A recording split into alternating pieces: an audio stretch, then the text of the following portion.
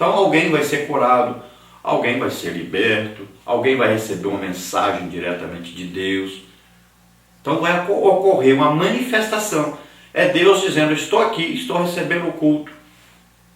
Deve-se ver a glória de Deus. Porque Jesus disse, olha, se creres, verás a glória de Deus. Então para crer é preciso de fé. Você vai acreditar no que você não viu. Mas quando você acredita no que não viu, então o que você queria ver, você vê. Olha só como é que é a fé. Então a fé, ela manifesta em nós um desejo de ver alguma coisa acontecer. Só que quando a fé é legítima, aquilo que nós desejamos ver, realmente nós vamos ver. Então por isso que diz, olha, se creres. Então você crê primeiro. Se creres, verás a glória de Deus. Você vai ver a glória de Deus manifestada. Então é preciso que nós vejamos realmente Deus na igreja. Então olha, quando Jesus chega a algum lugar, existe o quê? Milagre. Pode ver. Jesus, todo lugar que ele passava, se passasse alguém com algum problema, ele curava. A pessoa está endemoniada, ele libertava. A pessoa está doente, ele curava. A pessoa está enferma, ele curava. Então é uma manifestação de Deus, da presença de Deus entre os homens. Assim também todo crente deve ser. Onde você estiver, no seu trabalho, no seu colégio, em casa, na igreja, em qualquer lugar, você é um instrumento de Deus para que os milagres de Deus ocorram. Então veja bem que Jesus, qualquer pessoa que passasse e clamasse, ele curava a pessoa. Ele tinha prazer nisso. É a misericórdia de Deus. Então, veja bem, Jesus entrou na casa de Pedro. O que existia ali? A sogra de Pedro estava doente. Se havia alguém doente, ali estava o quê?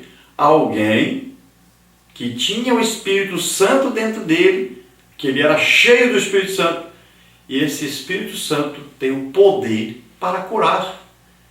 Então o que Jesus fez?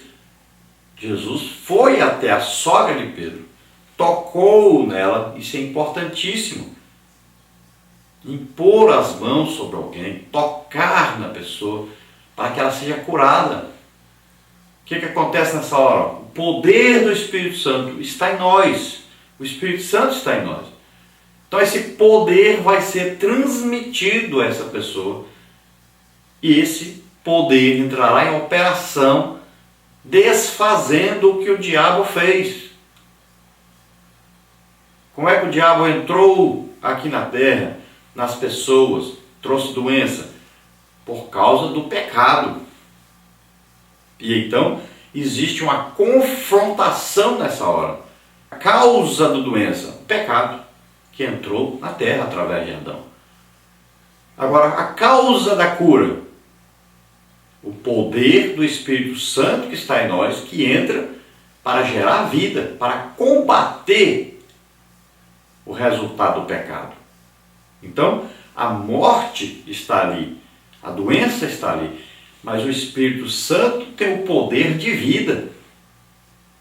Então Jesus vai curar, e o poder que ele vai usar, o poder que está nele, o Espírito Santo, é que vai então tocar aquela pessoa. Olha, a mulher com fluxo de sangue, não foi assim? Ela tocou apenas na veste de Jesus. Por quê? O poder do Espírito Santo que estava em Jesus, nessa hora acontece o quê? Passa para aquela mulher e ela é curada. Veja na Bíblia que as pessoas disputavam para tocar, só encostar em Jesus, porque dele saía virtude, saía poder, até tocar na roupa. Paulo, seu lenço, seu avental, a pessoa levava para casa, botava no enfermo e a pessoa era curada. Porque esse poder do Espírito Santo que está em nós é um poder que você quase que percebe, pode até tocar.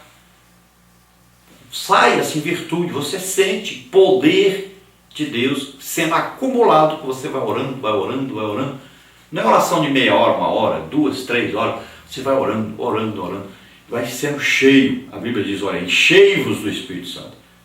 Então você vai orando, vai buscando esse poder, vai acumulando, é como você se tornasse uma bateria.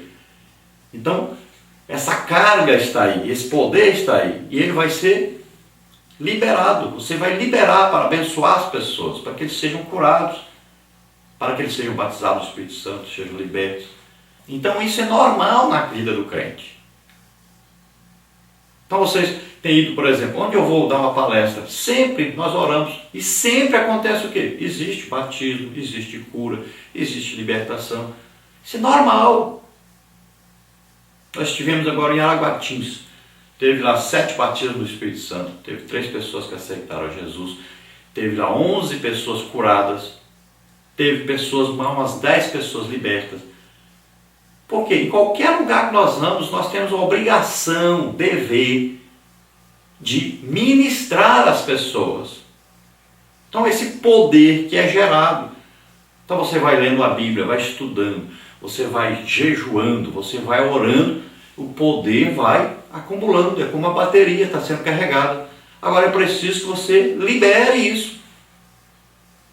É por isso que Pedro passava, a sombra de Pedro, as pessoas eram curadas, só a sombra passando sobre ele. Porque a unção está aqui conosco.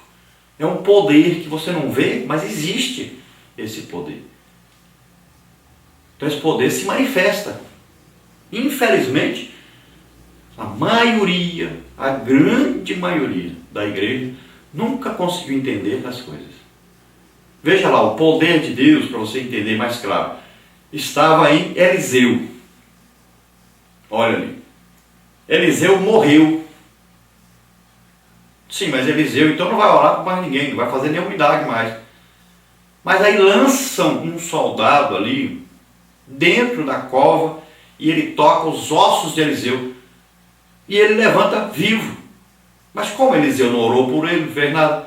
Mas por quê? Porque esse poder estava nos ossos, estava no corpo de Eliseu. Veja bem, para você entender por que os lenços de Paulo, os aventais de Paulo, estavam o quê? Com a unção, a presença, estava o poder de Deus acumulado ali. Tem gente que ignora isso, acha absurdo, mas está na Bíblia. É palavra de Deus. Você não viu porque não quer. Então veja só, é um poder. Agora você precisa acreditar e precisa liberar isso, ajudar as pessoas, amar as pessoas. Então isso é a falta de amor, a falta de desejo que as pessoas sejam curadas, sejam libertas. Aí você não ministra. Falta de acreditar, de ter fé em Deus e de ver o que está escrito na Bíblia e seguir, praticar isso. Então é preciso mudar essa concepção, essas ideias que não estão de acordo com a Bíblia. Então veja bem que os servos de Deus, Paulo, Pedro, Filipe, mesma coisa. Acontecia o que? Eles pregavam, ensinavam, mas ministravam curas, batismo do Espírito Santo, libertação, milagres, ressurreição de mortos. Está aí. Pedro praticou isso. Paulo praticou isso. Milagres, aleijado andando, Pedro praticou, Paulo praticou, Filipe praticou.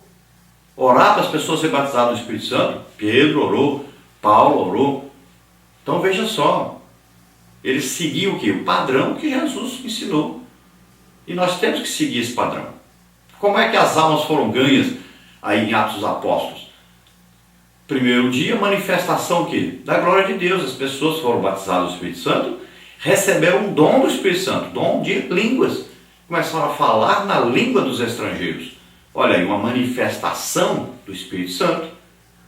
Juntou um monte de gente, o evangelho foi pregado por Pedro, 3.000 almas aí aceitaram Jesus. Quando é que se ouve mais assim um movimento de ganhar muitas almas? No dia que Pedro e João foram para o templo orar. E lá, aquele aleijado estava na porta formosa. Pedro estendeu a mão e disse, olha, eu não tenho dinheiro, não tenho prata nem ouro, mas o que eu tenho eu te dou. O que ele tinha? O Espírito Santo morando dentro dele. E não era só o Espírito Santo morando dentro dele. Era o poder que existe. no Espírito Santo. Ele recebeu esse poder que dia? O dia que ele foi batizado no Espírito Santo. Jesus disse, olha, recebereis poder ao descer sobre vós o Espírito Santo. Então ele recebeu. Então veja só, o que ele fez? Ele liberou esse poder sobre o aleijado. Olha, o que eu tenho eu te dou. O que eu tenho? Poder gerado por quem? Pelo Espírito Santo que está em mim. Eu sou o templo do Espírito Santo, morada do Espírito Santo. Então, Pedro liberou esse poder sobre ele e disse, em nome de Jesus, levanta e anda. Em nome de Jesus, porque a autoridade foi dada por quem? Por Jesus. A autoridade para fazer isso foi dada por Jesus. É o nome sobre todo nome. Então a autoridade é Jesus. Agora o poder está no Espírito Santo. Então nós vamos unir o quê? Aquele que faz, que realiza o verbo de Deus, que é Jesus. E agora o poder para realizar? O Espírito Santo. Então une-se aí. Espírito Santo, Jesus, e realiza o quê? A obra do Pai. E o Pai é glorificado. Então Deus vai ser glorificado. Por quê? Porque Jesus realizou uma obra e o Espírito Santo deu o poder para essa obra ser realizada. Então Jesus continua fazendo o mesmo que ele fazia antes. Só que antes ele estava limitado em um corpo físico, que podia estar só num lugar de cada vez. Agora não.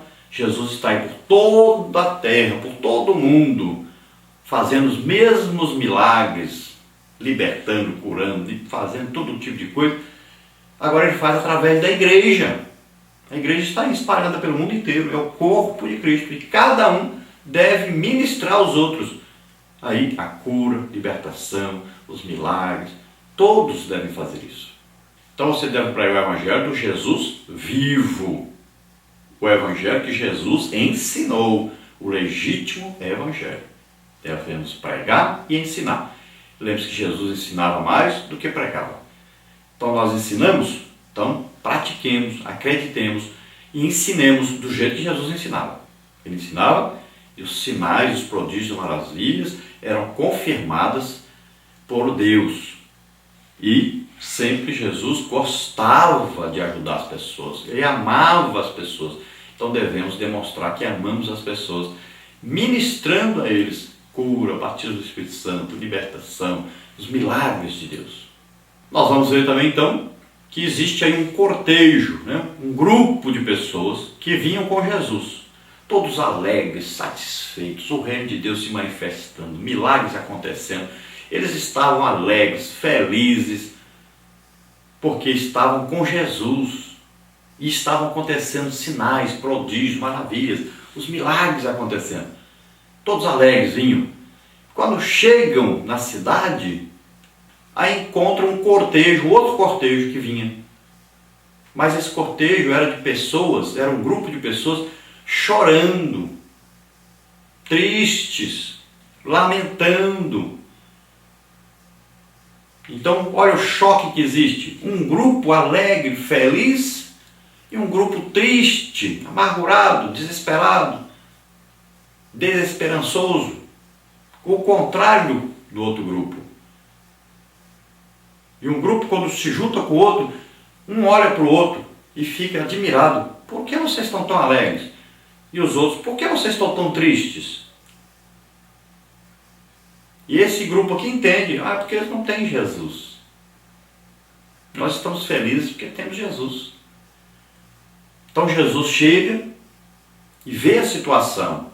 E ele, movido de íntima compaixão, de misericórdia, ele olha para aquela viúva, a mulher tinha ficado viúva, já era uma grande tristeza. Agora fica sem o filho. Não tem mais ninguém para ajudá-la. Ela precisa de um filho. Ela precisa de um homem ali na sua casa que possa ajudá-la. A sociedade era muito triste sem um homem para cuidar de uma família. A mulher era desprezada, desconsiderada. Ela precisava daquele filho. Ela estava sofrendo muito. Já sofreu muito para a perda do marido. Agora o filho morre também. Então Jesus teve misericórdia, olhou para ela